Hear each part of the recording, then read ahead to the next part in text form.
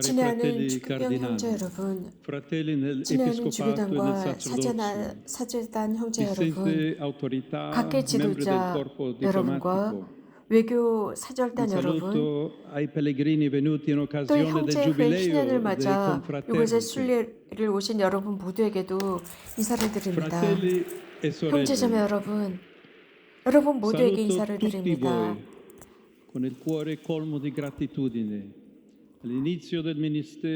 감사 가득한 마음으로 여러분 모두에게 인사를 드립니다. 아구스티노 성인께서는 이렇게 기록하셨습니다. 주님, 당신께서 우리를 당신을 위해 창조하셨기에 우리 마음은 당신 안에 쉬기 전까지는 결코 안식을 찾지 못한다라고 하셨습니다. 지난 며칠 동안 우리는 매우 강렬한 시간을 보내야 했습니다. 프란치스코 교황님의 선종은 우리 마음에 큰 슬픔을 안겨주었습니다.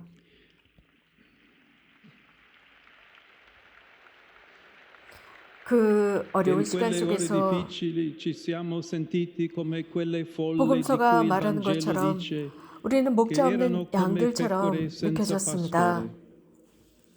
바로 그날 부활 대축일에 우리는 교황님의 마지막 축복을 받았고 부활의 빛 속에서 우리는 이 순간을 주님께서는 결코 당신 백성을 버리지 않으시고 흩어진 이들을 다시 모으시고 목자가 자기 양떼를 돌보듯 우리를 지켜주신다는 확신으로 맞이했습니다. 이러한 신앙의 정신 안에서 추기경단은 콘클라베를 위해 모였습니다. 우리는 서로 다른 여정과 배경을 가진 사람들로서 하나님의 손에 우리의 소명을 맡겼고 베드로의 후계자, 그 로마의 주교로서 그리스도교 신앙의 유산, 그 풍성한 유산을 제대로 지키고 오늘 우리가 가진 물음과 불안, 도전을 향해 시선을 던질 수 있는 목자를 선출하고자 했습니다. 여러분은 기도로 동반해 주셨고 우리는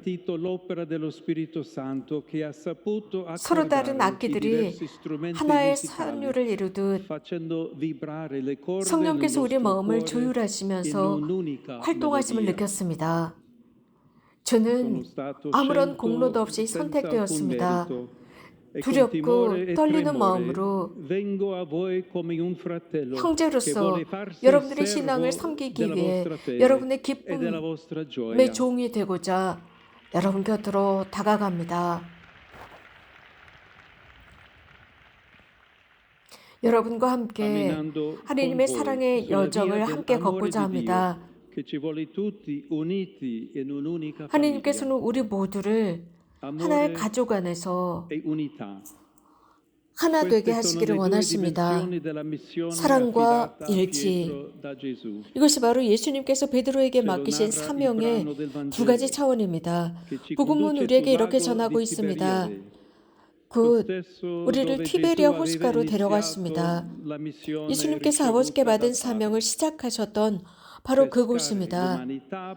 곧 인류를 구원하기 위해서 악과 죽음의 물에서 건져 올리는 어부의 사명입니다. 그 호숫가를 지나시며 예수님은 베드로와 첫 제자들을 사람을 낚는 어부로 부르셨습니다.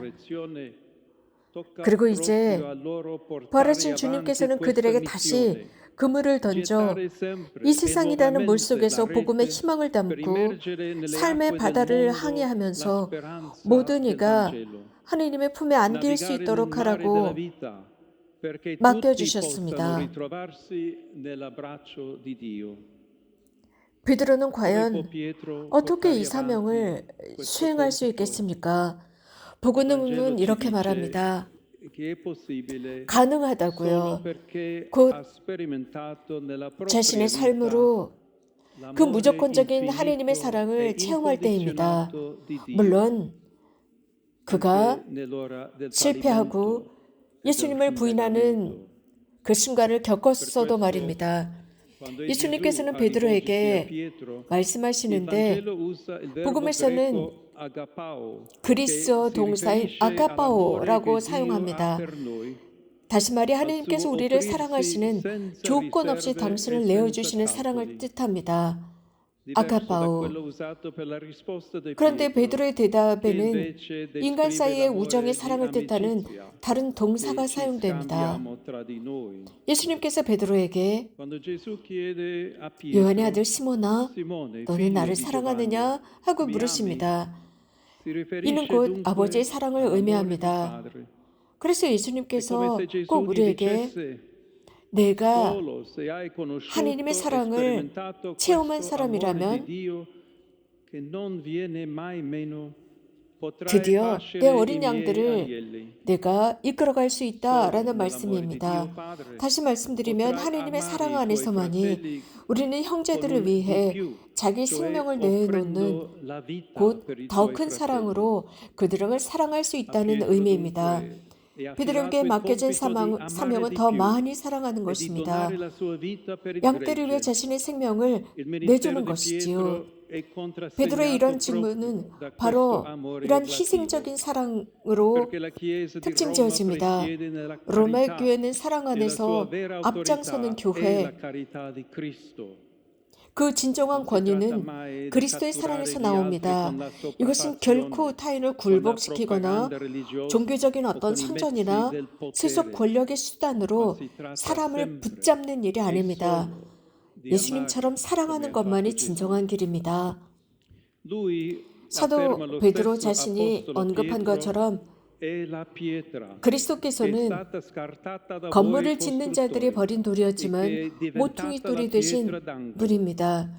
그리스도께서 모퉁이 돌이시라면 베드로는